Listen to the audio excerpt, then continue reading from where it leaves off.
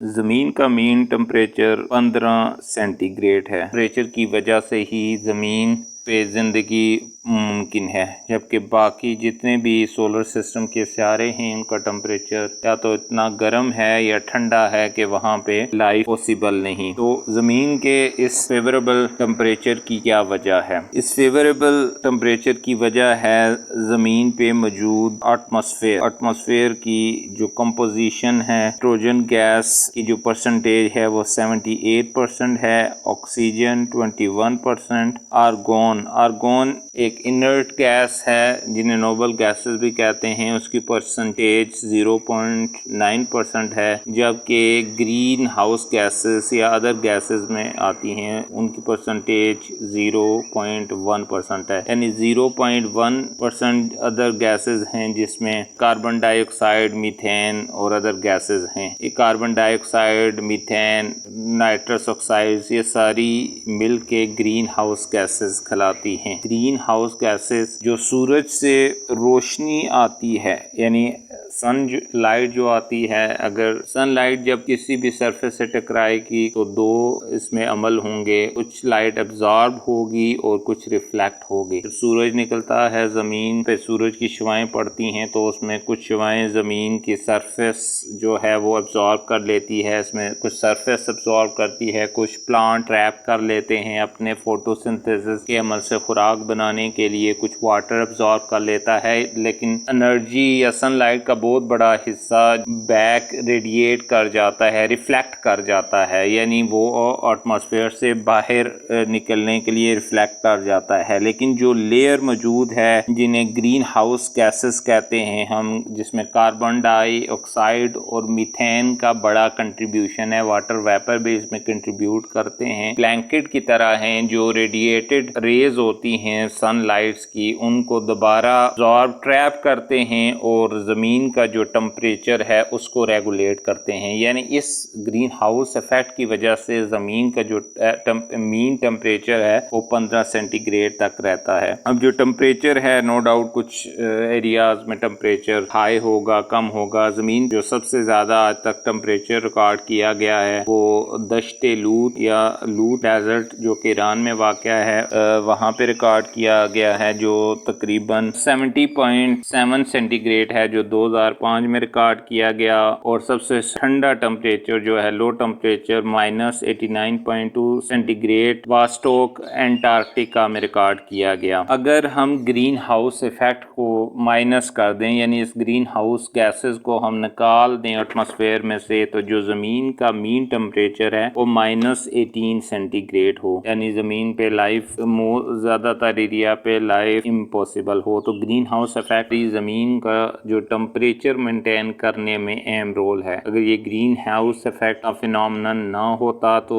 जो ज़मीन का टेम्परेचर है जो फेवरेबल बनाता है इस प्लेनेट को यहाँ पे रहने के लिए, वो पॉसिबल ना हो सका। 18वीं सदी में बरतानिया में इंडस्ट्रियल रेवोल्यूशन आया, यानी जो इंडस्ट्री एग्रीकल्चर और हैंडीक्राफ्ट पे डिपेंड कर रही थी वो अब इंडस्ट्री पे डिपेंड करने लगी। इंडस्ट्रियल रेवोल्यूशन से मुराद है टेक्नोलॉजी में एडवांसमेंट, यानी जो काम पहले हाथों से किए जाते थे अब उसकी जगह मशीनों ने लेना शुरू कर दी। मशीनों को चलाने के लिए फॉसिल फ्यूल की जरूरत थी, जिसमें कोयला, तेल और गैस शामिल हैं। कोयला, तेल और गैस के इस्तेमाल से कार्बन डाइऑक्साइड का एमिशन इंक्रीज हुआ, यानी कार्बन डाइऑक्साइड का इखराज हवा में कार्बन डाइऑक्साइड की मिकदार को बढ़ाने का मौजिब बना। यानी ग्रीन हाउस इफेक्ट अपना रोल प्ले कर रहा था जो टेम्परेचर को मेंटेन करने में हेल्पफुल हो रहा है। मौजूदा जो टेम्परेचर है, अगर इसको कंपेयर किया जाए प्री इंडस्ट्रियल रेवोल्यूशन से, ज़मीन का जो मीन टेम्परेचर है, एवरेज टेम्परेचर है, वो तकरीबन 1.2 सेंटीग्रेड बढ़ चुका है। इस टेम्परेचर बढ़ने की सबसे बड़ी वजह कार्बन डाइऑक्साइड गैस का इखराज है, जिसकी वजह कोयला, तेल और गैस का इस्तेमाल है। मौसमियाती तब्दीली या क्लाइमेट चेंज टेम्परेचर का बढ़ना और वेदर पैटर्न का लॉन्ग टर्म के लिए तब्दील होना है। क्लाइमेट चेंज की वजूहात में सबसे अहम रोल ग्रीन हाउस गैसेस का है, यानी इंडस्ट्रियल रेवोल्यूशन के बाद कार्बन एमिशन में इजाफा हुआ, जिसकी वजह से क्लाइमेट चेंज वकूअ पजीर हुआ। मौजूदा क्लाइमेट इंसान की सरगर्मियों का पेश खैमा है। इंडस्ट्रियल रेवोल्यूशन के बाद एवरेज टेम्परेचर में 1.2 सेंटीग्रेड का इजाफा हुआ, जो पिछले 100,000 साल से ज्यादा है। मौसमियाती तब्दीलियों के बेशुमार मनफी असरात हैं, जिसमें sea rise, wild fire, floods, weather pattern का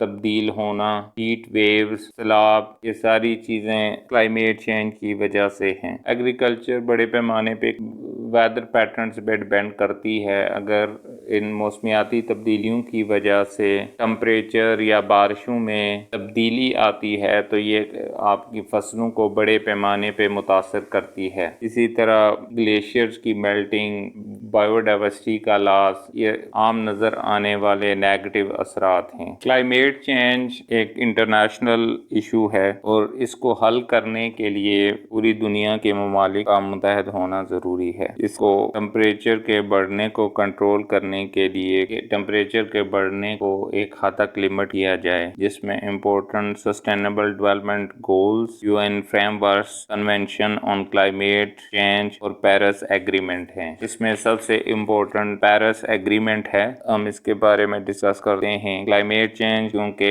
एक इंटरनेशनल इशू है। 12 दिसंबर 2015 में यूएन क्लाइमेट चेंज कॉन्फ्रेंस हुई पेरिस में, जिसमें ये कोशिश की गई कि तमाम दुनिया के ममालिक को एक एग्रीमेंट पे लाया जाए जो कार्बन एमिशंस को कम किया जाए और बढ़ते हुए टेम्परेचर को एक लिमिट तक रखा जाए। क्योंकि क्लाइमेट साइंटिस्ट का मानना है कि अगर टेम्परेचर 1.5 सेंटीग्रेड से बढ़ गया तो इसके नेगेटिव इम्पैक्ट्स दुनिया के लिए बहुत बड़े पैमाने पर होंगे। इस एग्रीमेंट के इम्पोर्टेंट पॉइंट में पहला पॉइंट है लिमिट टेम्परेचर, यानी जो टेम्परेचर 1.2 सेंटीग्रेड तक बढ़ा है, इस टेम्परेचर को 1.5 सेंटीग्रेड तक लिमिट करना है। इसी तरह से भी इस टेम्परेचर को 1.5 सेंटीग्रेड से बढ़ने नहीं देना। ऐसे स्टेप्स उठाने हैं, ऐसी एक्टिविटीज करनी हैं जो टेम्परेचर के इंक्रीज को रोक सकें। सेकंड पॉइंट है that is review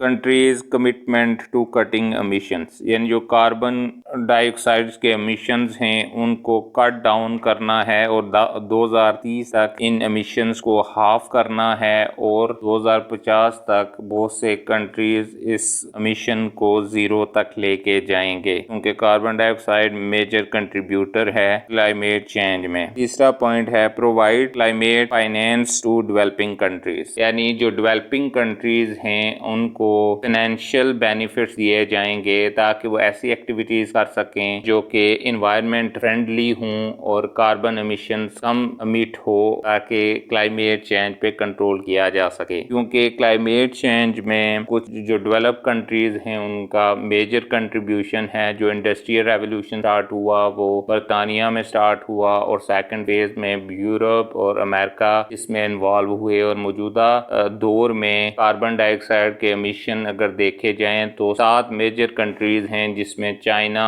United state of America, India, European union, Indonesia, रूस और ब्राज़ील शामिल हैं। यानी ये तमाम 7 ममालिक 50% जो कार्बन के एमिशंस हैं ये रिलीज कर रहे हैं और 50% बाकी दुनिया शामिल है। तो ऐसे कंट्री जो जिनका मेजर कंट्रीब्यूशन है कार्बन डाइऑक्साइड में, वो फाइनेंशियली किसी तरह से डेवलपिंग कंट्रीज को हेल्प आउट करेंगे ताकि वो रीन्यूएबल रिसोर्सेज में इन्वेस्ट करें, फोसल फ्यूल्स का जो इस्तेमाल है उसे कम किया जा सके और रीन्यूएबल रिसोर्सेज की तरफ ज्यादा इन्वेस्टमेंट की जा सके। क्लाइमेट चेंज को रोकने का सबसे जो अहम जरिया है वो है कार्बन एमिशंस को कम करना, जिसमें कार्बन एमिशंस में सबसे इम्पोर्टेंट रोल फोसल फ्यूल का है, जिसमें कोयला, तेल और गैस शामिल हैं। यानी जो एनर्जी के जराए हैं उनको रीन्यूएबल एनर्जी पे कन्वर्ट करना, जिसमें सोलर, हाइड्रो और विंड एनर्जी शामिल है। इसमें गाड़ियों का बहुत बड़ा रोल है, यानी कार्बन एमिशन में बड़े पैमाने पे गाड़ियां कार्बन एमिट करती हैं।